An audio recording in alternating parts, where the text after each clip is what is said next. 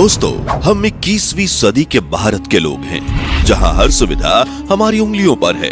दुनिया की छठी सबसे बड़ी अर्थव्यवस्था होने के साथ साथ टेक्नोलॉजी के मामले में भी हम किसी से कम नहीं। हाथ में मोबाइल हो तो बस कुछ सेकंड्स में हर जानकारी मिल जाती है। चाहे ट्रेन हो या हवाई जहाज, कुछ ही घंटों में हम अपने काम के लिए किसी भी कोने में पहुंच सकते हैं और वापस भी आ जाते हैं। लेकिन जरा सोचिए, अगर ये सारी सुविधाएं हमसे छीन ली जाएं तो क्या होगा? हम बेचैन हो जाएंगे।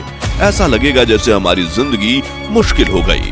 अब सोचिए, 1000 साल पहले का भारत कैसा रहा होगा, जब न गगनचुंबी इमारतें थी, न मोबाइल, न इंटरनेट, न गाड़ियां और न ही तेज रफ्तार से दौड़ने वाली ट्रेनें। उस वक्त के लोग अपनी रोजमर्रा की जिंदगी में आने वाली चुनौतियों का सामना कैसे करते होंगे? आइए इतिहास के पन्नों को पलटते हैं और चलते हैं 1000 साल पीछे। लेकिन उससे पहले हमारी वीडियो को एक छोटा सा लाइक करके चैनल को सब्सक्राइब कर लीजिए। चलिए शुरू करते हैं। दोस्तों, जब हम आज का भारत देखते हैं तो लगता है वाह कितना बड़ा देश है। लेकिन क्या आप जानते हैं 1000 साल पहले का भारत इससे भी विशाल था? जी हाँ, आज के भारत से कई गुना बड़ा। उस समय भारत सिर्फ भारत नहीं था, बल्कि पाकिस्तान, अफगानिस्तान, ईरान, बांग्लादेश और यहाँ तक कि ओमान भी भारत का हिस्सा थे। मतलब उस जमाने का भारत एकदम गोल्डन सब्सक्रिप्शन प्लान था, जिसमें सब कुछ शामिल था। तब भारत के पास इतना बड़ा एरिया था तो हर किसी की नजर इसी पर थी। शायद इसी वजह से भारत पर मुगलों ने आक्रमण किया, अंग्रेजों ने कब्जा करके सालों तक राज किया। इस दौरान भारत को विभाजन यानी बंटवारे के भी कई दर्द सहने पड़े और धीरे धीरे भारत का ये विशाल भूभाग टूटता चला गया। और हाँ, एरिया के हिसाब से भारत उस समय बहुत विशाल था, लेकिन तब इसकी जनसंख्या सिर्फ 3 से 4 करोड़ के करीब थी। हालांकि उस वक्त ये काफी बड़ी संख्या मानी जाती थी, क्योंकि 1000 साल पहले भारत चीन और यूरोप की पॉपुलेशन संख्या की नजर में सबसे ज्यादा मानी जाती थी। 1000 साल पहले का भारत आज जैसा हाईटेक नहीं था। उस समय लोगों का रहन सहन और जीवन शैली बहुत ही नॉर्मल हुआ करती थी। और उस समय ज्यादातर लोग अपनी पूरी जिंदगी में 150 से 200 किलोमीटर से ज्यादा घूम ही नहीं पाते थे। अब सोचिए, आज तो हम फ्लाइट में बैठकर कुछ घंटों में हजारों किलोमीटर का सफर तय कर लेते हैं। लेकिन तब, जब यातायात के साधन थे सिर्फ घोड़े और बैलगाड़ी, और इनसे लंबा सफर करना किसी मिशन इम्पॉसिबल से कम नहीं था। इसके पीछे एक और वजह थी, जरूरत। जी हाँ, उस समय लोगों का मुख्य रोजगार था खेती, और खेती के लिए जो भी चाहिए होता था वो सब गांव के आसपास ही मिल जाता था।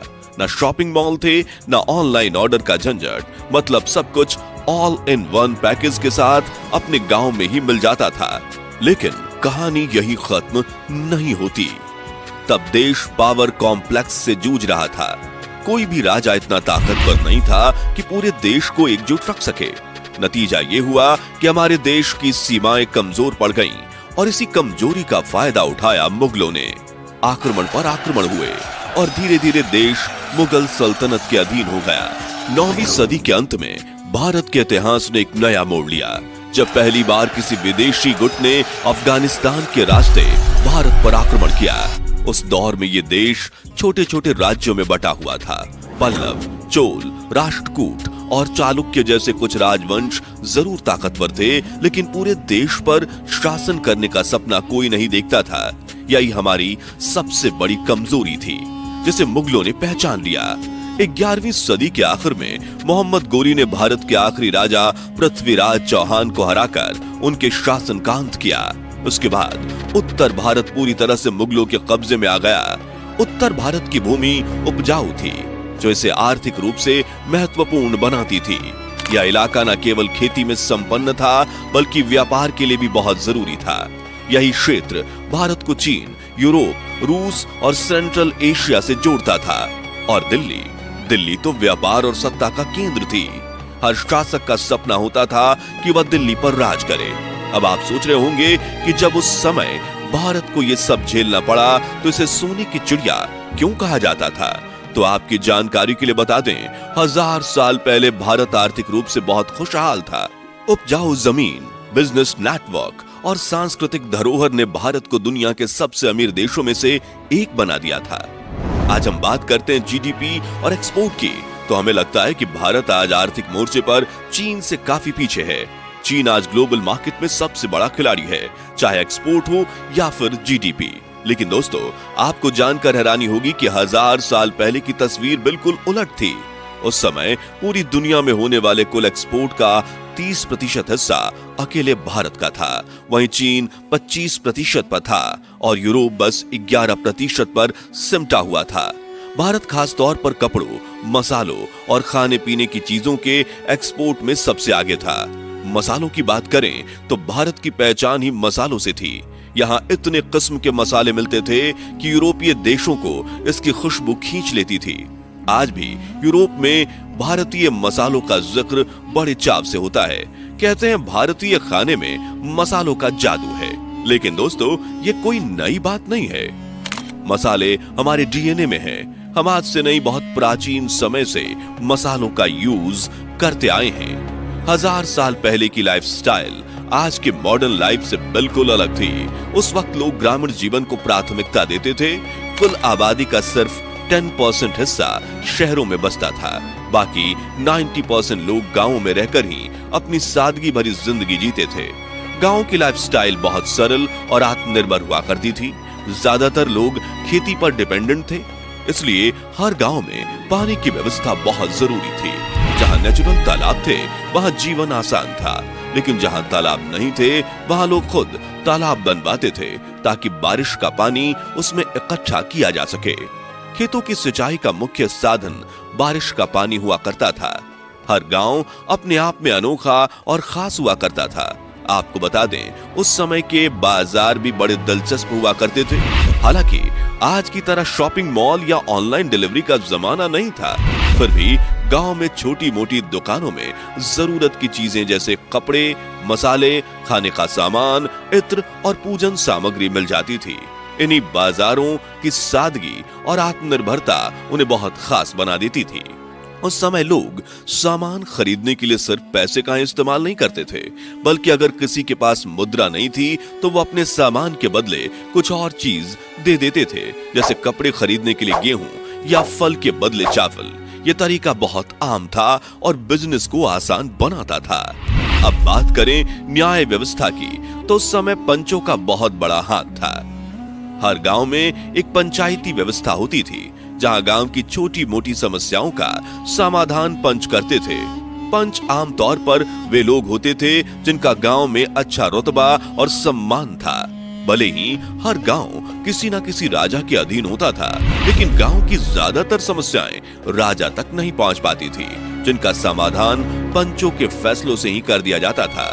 मतलब पंचायती सिस्टम ने गांव को न्यायपूर्ण बना दिया था। उस समय रोजगार के साधन आज जैसे नहीं थे। लोग खेती पर ही डिपेंडेंट थे और इसी कारण पीढ़ी दर पीढ़ी लोग अपने ट्रेडिशनल ऑक्यूपेशन यानी पारंपरिक बिजनेस को आगे बढ़ाते थे। जैसे अगर कोई बढ़ई था तो वह अपने बच्चों को कारीगरी सिखाता था, या अगर कोई चित्रकार था तो वह भी अपने बच्चों को यही कला सिखाता था। वहीं बात करें उस समय की शिक्षा व्यवस्था की, तो उस समय लोगों की पढ़ाई लिखाई गुरुकुलों के जरिए होती थी। स्टूडेंट न केवल अपने देश से बल्कि कई विदेशी देशों से भी शिक्षा प्राप्त करने के लिए भारत के गुरुकुल में आते थे। गुरुकुलों में अलग अलग विषयों की शिक्षा दी जाती थी और यही वो दौर था जब ज्ञान का आदान प्रदान सच्चे गुरु और शिष्यों के बीच होता था। और सबसे मजेदार बात, उस समय की शादी किसी त्योहार से कम नहीं होती थी। जी हाँ, त्योहार दरअसल उस समय शादी एक बहुत ही महत्वपूर्ण संस्कार था। हमारे मॉडर्न भारत में शादी एक दिन में हो जाती है, लेकिन 1000 साल पहले शादी और उसके फंक्शन किसी एक दिन में नहीं बल्कि 7 से 10 दिनों तक चला करते थे। बारात का आना, संगीत और सभी फंक्शन में 4-5 दिन तो निकल ही जाते थे। और यह भी ध्यान देने वाली बात है कि उस समय गांव में या एक ही गोत्र में शादी नहीं होती थी, इसलिए हर शादी दूसरे गांव या गोत्र में ही हुआ करती थी। किसी एक की शादी में पूरा गांव होता था, जैसे बारात उन्हीं के घर आ रही हो। आपको बताएं, आज के जैसे तब कारखाने और फैक्ट्रियां नहीं होते थे और इस कारण उस समय के लोग एयर पॉल्यूशन के बारे में नहीं जानते थे। उस समय का जीवन बहुत शुद्ध और शांतिपूर्ण था। जिसमें सभी लोग एक दूसरे के साथ मिलकर खुश रहते थे। अगर हम 1000 साल पहले के भारत की बात करें तो वो वाकई एक अलग ही दौर था। उस समय ढेर सारी चुनौतियां थी, सादगी थी, लेकिन लोगों में जो उत्साह और दरियादिली थी वो आज कहीं खो सी गई है। आपकी नजर में 1000 साल पहले का भारत या आज का भारत कौन सा ज्यादा बेहतर है? हमें कमेंट में जरूर बताएं। और अगर आपको ये वीडियो पसंद आई हो तो इसे लाइक और शेयर करें, साथ ही चैनल को सब्सक्राइब करना ना भूलें।